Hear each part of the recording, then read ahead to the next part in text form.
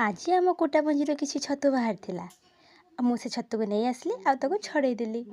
तापर पानी पकईली से किसी हलदी पकईदेली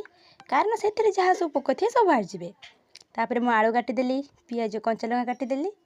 तापर कढ़ाई ठुए तेल पकईदेली से मुझ कटा होता पियाज को आ लंका को ऐड करदेली तापर छड़ा ही रखा जाइथिबा छतु को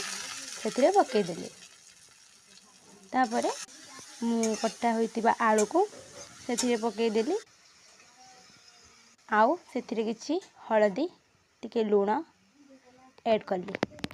तापर ताकू टिके डांगे दे किसी समय ढांकुणी थाली ढांकुणी देकी छाड़ीदेली किसी समय पर छतु आलू सिझी जाइतिला तापर रेडी हो जाइतिला छतु आलू भजा तापर मु छतु आलू भजा खाइदे तापर एते जो सुंदर लागिला टेस्ट